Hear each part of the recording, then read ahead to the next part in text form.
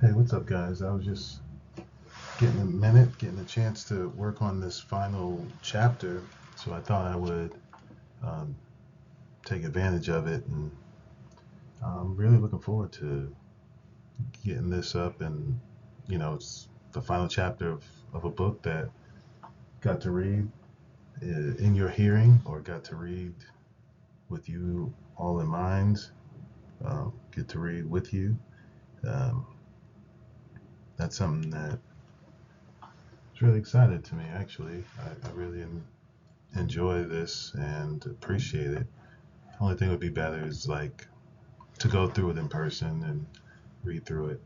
But I do recognize like I have a real need to step up in certain areas and like really grow myself as a man of God, as a father, as a husband, as a man, as a believer, in many ways where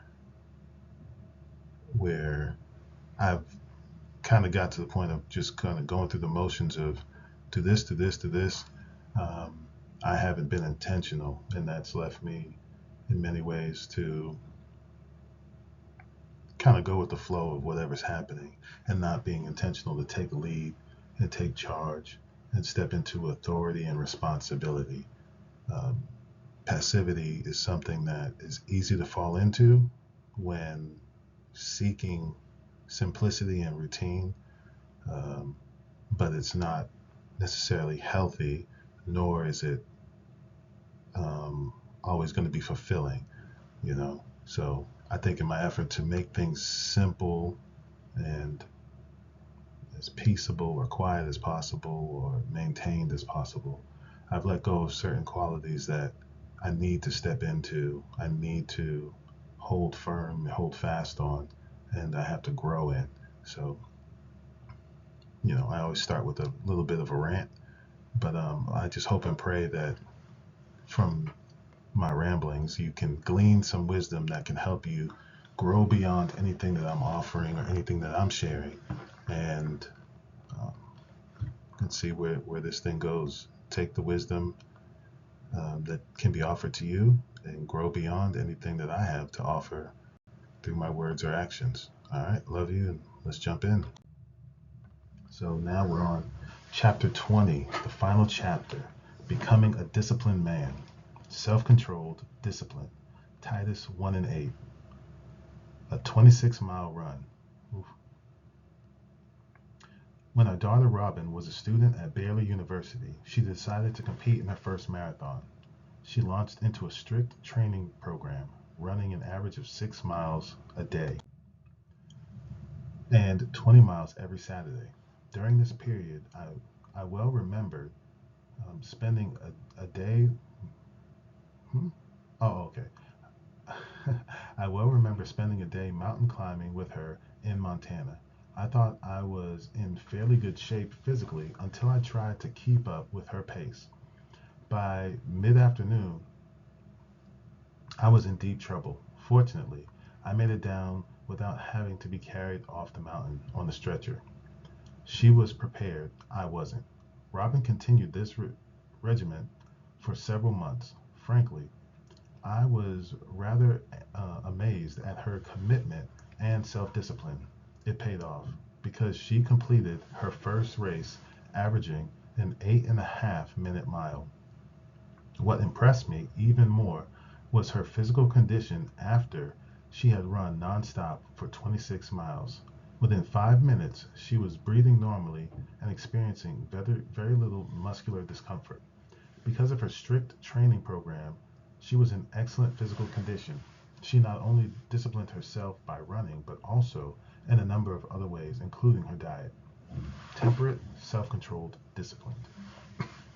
As Paul concluded his maturity profile in his letter to Titus, the, he used the word eg, egkerate, which is translated temperate in the King James Version, self controlled, in the New American Standard Bible, and disciplined in the New International Version.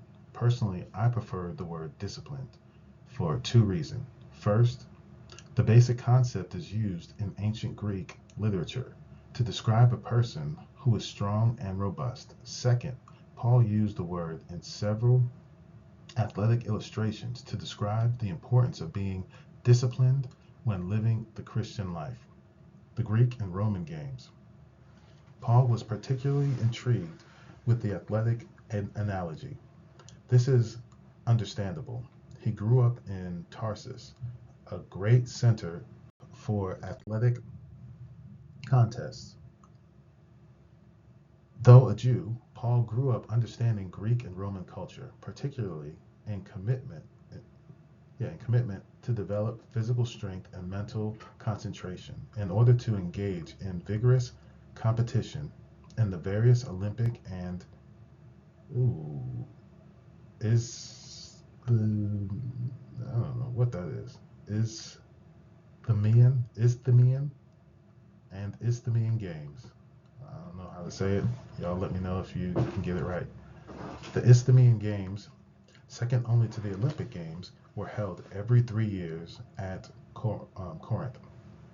This is apparently why Paul used the athletic metaphor to make a spiritual point in his first letter to the Corinthian Christians. He used a form of ekigrate in his letter to draw a parallel between living a disciplined Christian life and being a disciplined runner. Do you not know that those who run in a race all run, but only one receives the prize? Run in such a way that you may win. Everyone who competes in the games exercises self-control, self-discipline in all things. 9:24 through 25. In essence, Robin's story is a modern day elaboration on the metaphor Paul used in 1 Corinthians to illustrate what it takes to live a victorious Christian life. We cannot reach the goal of becoming mature without being disciplined in all things. This is why Paul exhorted Timothy, discipline yourself for the purpose of godliness. 1 Timothy 4 and 7. Here Paul used the word gymnazo, which means to exercise vigorously, either the body or the mind. In athletics, both are involved. Physical exercise, when it is done properly, is definitely beneficial. It adds to our endurance and it helps us to be more mentally alert and emotionally stable and resilient. There is evidence that it may add months and perhaps years to our lives. But as Paul implies, physical exercise benefits us only in this life. On the other hand, maintaining a healthy spiritual life holds promise for the present life and also for the life to come. 1 Timothy 4 and 8. Spirit and soul and body. We are integrated beings. This is why Paul prayed for the Thessalonians, Christians, that they might be sanctified completely, that their spirit and soul and body be preserved complete, without blame, at the coming of our Lord Jesus Christ. 1 Thessalonians 5:23. Anyone who has done such counseling is well aware of how these three dimensions interrelate. When we are not functioning well physically, it affects both our psychological and spiritual lives. When we are not functioning well mentally and emotionally, our psychological dimension, it affects our physical and spiritual lives. And when we are out of God's will spiritually, it affects us physically and psychologically. Maintaining physical and psychological health. When you feel depressed and God seems far away, it's important to determine your physical and emotional condition. Are you exercising regularly? Are you getting enough rest? Are you experiencing any chemical imbalances? What about your hormone levels? This is why it is important to get complete physical examinations at least once a year. I remember a seminary student coming to me one day having serious doubts about the existence of God. Here was a man preparing for the ministry, and yet he was having difficulty believing in the most important truth in Christianity. After listening to him share his thoughts and feelings, I asked him how much sleep he had been getting. He had been studying night and day trying to unravel and understand some of the mysteries of the scriptures in the scriptures. At that point, I asked him to eat a good meal and then go back to his room and go to bed and sleep as long as he could sleep. Several days later, the same man came back to see me. Guess what? His spiritual doubts were gone simply because he had overcome his physical and psychological exhaustion. In many respects, he was just like Elijah, who, after his great victory over the prophets of Baal, wanted to die. His thinking became horribly distorted. He was depressed and disillusioned. God pers- God's prescription for for bringing healing to Elijah was in essence what I suggested to this young student. God fed Elijah several good meals and then allowed him to sleep.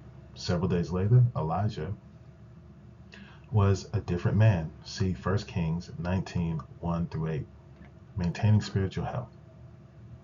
It's also true that as Christians, we can experience many of the symptoms just mentioned if we're violating God's will.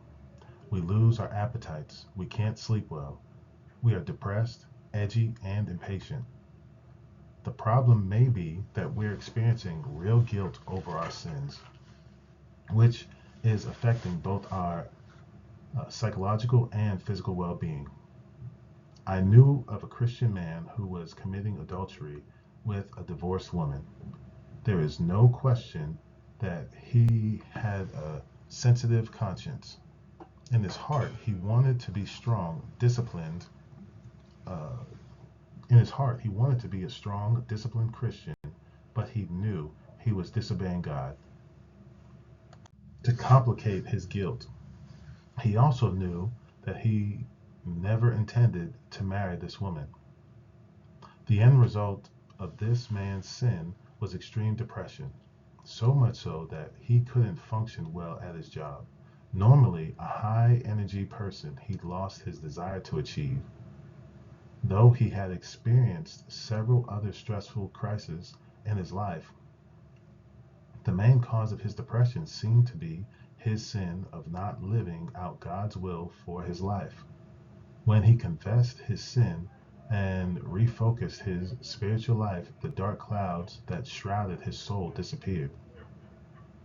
Conditioning and concentration.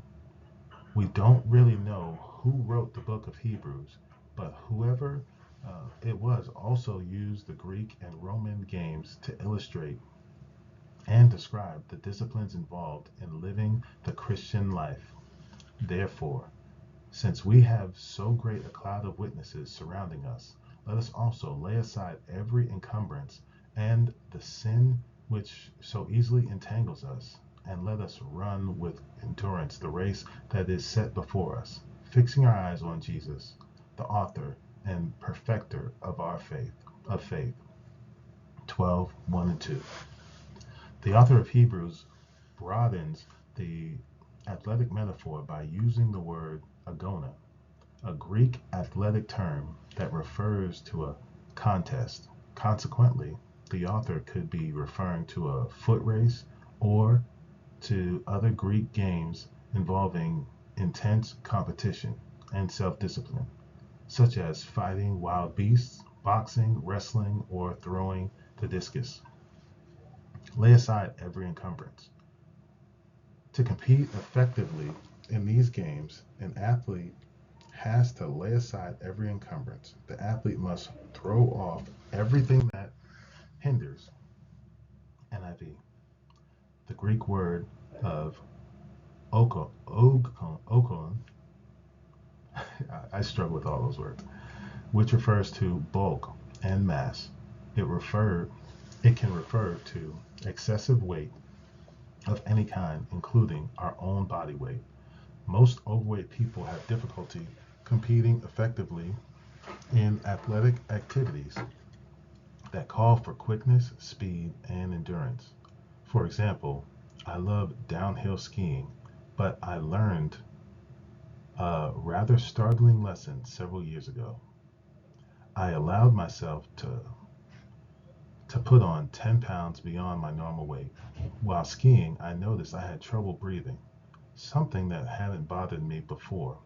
In fact, at extremely high altitudes where I had skied without any difficulties on previous occasions, I actually thought I was going to hyperventilate. Before, I loved to lead the pack down the mountain, but now I could hardly keep up. Furthermore, my skis, my skills had deteriorated. I couldn't trust my abilities. Then it suddenly dawned on me why I was having so much trouble. I was overweight. To test my theory, I went on a weight loss program the next month and then went skiing again. The difference was remarkable. I could breathe again. My endurance was back. I could concentrate and stay in control. Let us run with endurance. The author of Hebrews immediately identified any excessive weight as the sin which so easily entangles us. Paul called this sin the deeds of the flesh: immorality, impurity, sensuality, idolatry, sorcery, enmity, strife, jealousy, outbursts of anger, disputes, dissensions, factions, envy, drunkenness, carousing, and things like these. Galatians 5:19 through 21. However, what about those weights that aren't so flagrant and noticeable? To be perfectly blunt, you are 10 pounds overweight in your Christian life. Are you 10 pounds overweight in your Christian life? Have you developed habits that keep you from being on the cutting edge spiritually?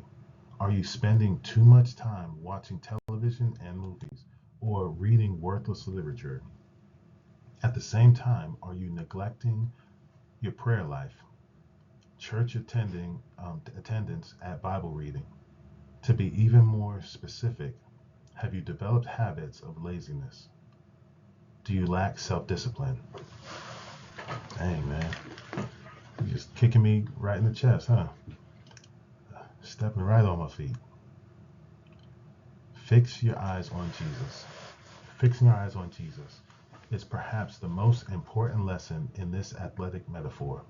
Any runner in the Greek stadium who took his eyes off the goal and either looked at the crowds or his competitors would lose valuable time and concentration. So it is in the Christian life. When we take our eyes off the Lord and focus on others, we are in danger of getting sidetracked spiritually. I remember going through a difficult time in my own life as a young Christian. Several key spiritual leaders I looked up to let me down. They didn't measure up to my expectations. Unfortunately, the experience became disillusioning, so much so that I was tempted to forsake my goal of serving Jesus Christ in full time ministry. Consequently, I spent a number of months marking time. Worse yet, I was losing time. In retrospect, I learned a valuable lesson. I had taken my eyes off Jesus Christ and focused on others. Unfortunately, these men weren't the best examples in the world. I eventually learned that there is only one perfect man, Christ Jesus. He would never let me down. Don't misunderstand. We all need Christians we can look up to as examples. That is why Paul told the Corinthians to imitate him as he imitates Jesus Christ. See 1 Corinthians 11:1. Yet, we must realize that even the most mature Christians will fail, which is why we must keep our eyes focused on Jesus Christ. The home stretch. Paul wrote his last letter while chained in a Roman dungeon. Here he once again used an athletic metaphor to communicate with Timothy.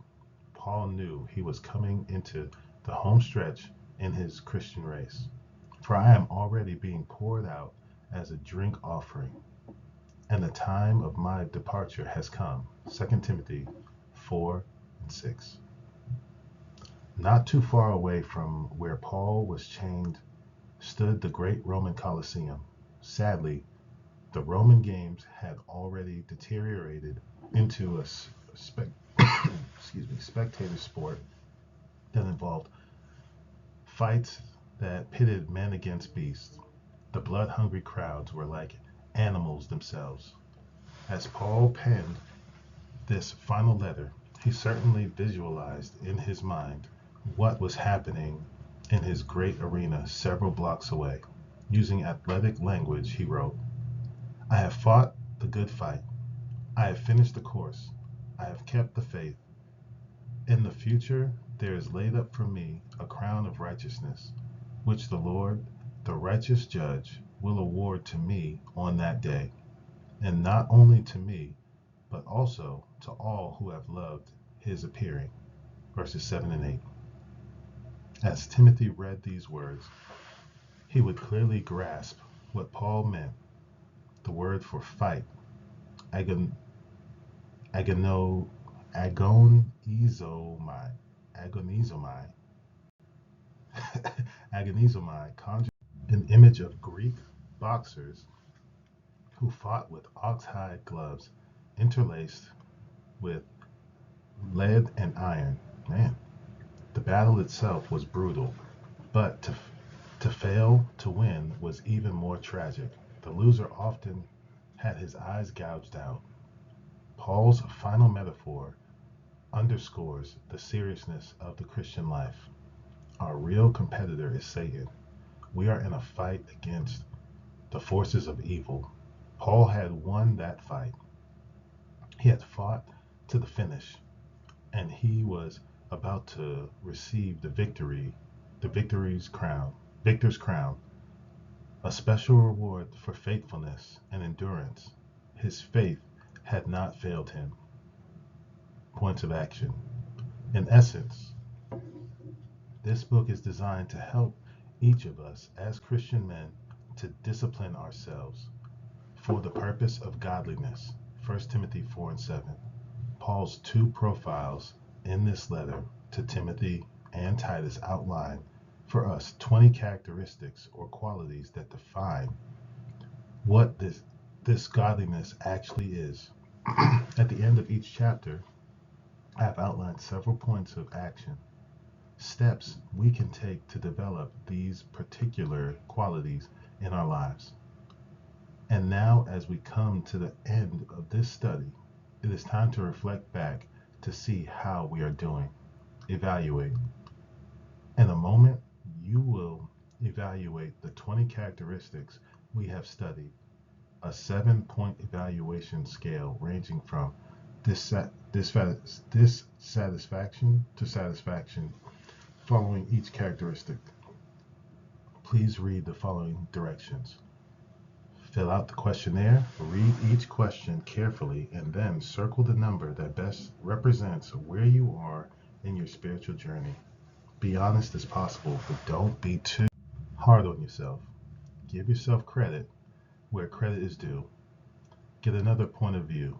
If you are married, have your spouse fill out the questionnaire to reflect her impression of your abilities before you discuss the questions together. Then compare her scores with your own. If there are discrepancies, discuss why. Note, if you are single, ask a close male friend to fill out the same survey and follow the same procedures just outlined.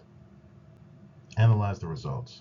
First, highlight your areas of strength and then highlight your areas where you want to grow and mature and become more disciplined. Reread and review.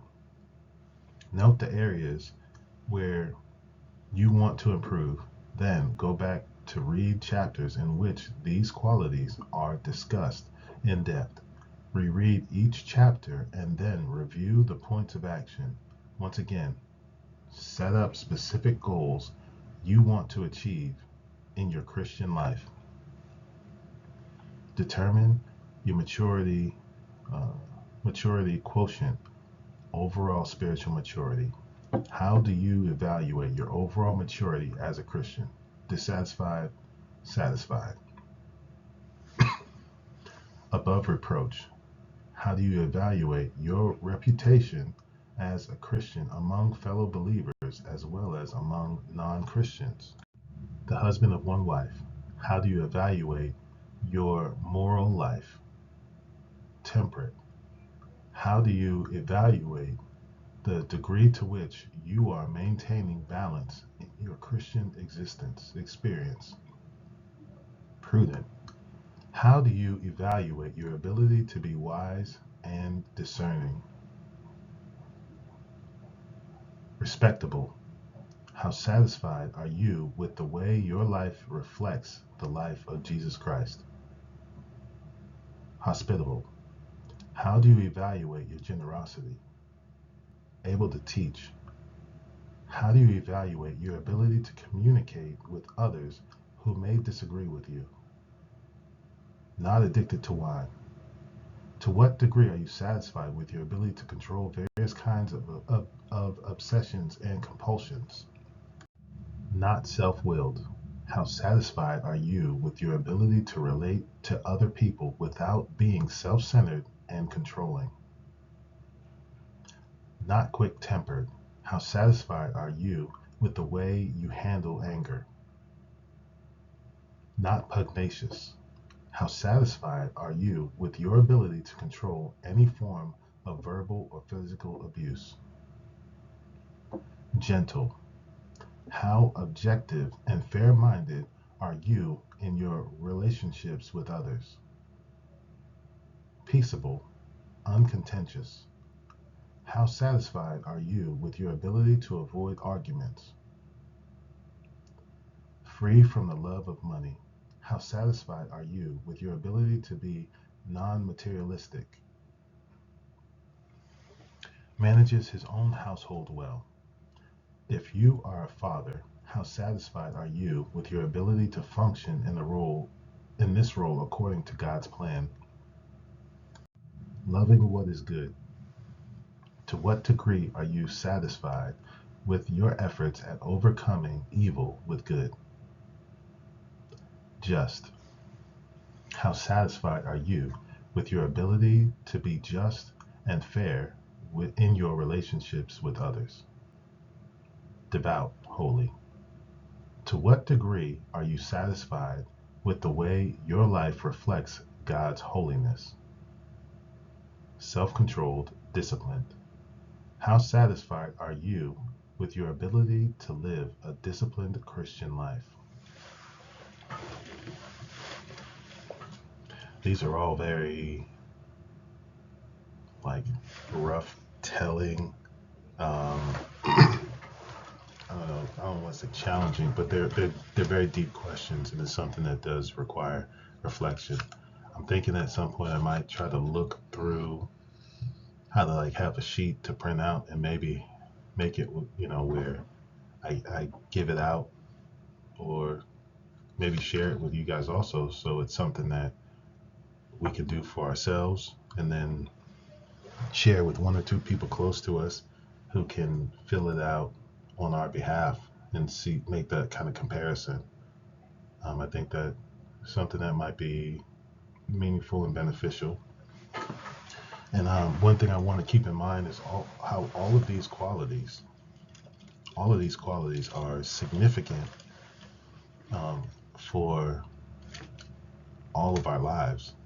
If you just look at everything that is shared about living well, being just, being kind, being, like a loving person, the ability to not be argumentative, not contentious, you know, not being judgmental. Like all of these are areas that benefit you no matter what your approach or mindset. I believe as a Christian, these are what we are called to live, what we are expected to live. And I think if you can look at what the Bible teaches, and not just you, but anyone like me, if I can look at what the Bible teaches and keep pushing to live that out, it'll help me to continue to grow to become an even better individual in this life, in this world, an even better father, a better husband, a better brother, a better friend, a better uh, leader, follower, all of these things in whatever avenue that life will bring me into. It will help me to be better. So that's just something I hope that we all can grasp from this, and something that we all can learn.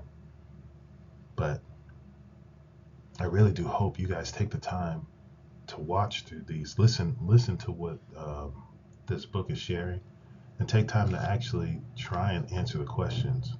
I'm thinking of going through the chapters, and after you have had time to listen or read along, take time to read and answer the questions, and then maybe we can find some time to discuss what it's saying and go, from there, and maybe grow from there. You know what I mean? So, well, I love you guys. I really do hope and pray you guys are having a great day. And when this gets uploaded, I'll be sure to share it with you. And yeah, in the comments, in the chats, let's keep the conversation going. And if you guys know of any way that makes it easier to come back to these videos without going directly to the links, or if there's a way I can share it directly with you so you can always see it or view it, yeah, please let me know and we'll go from there. All right. Love you. Bye.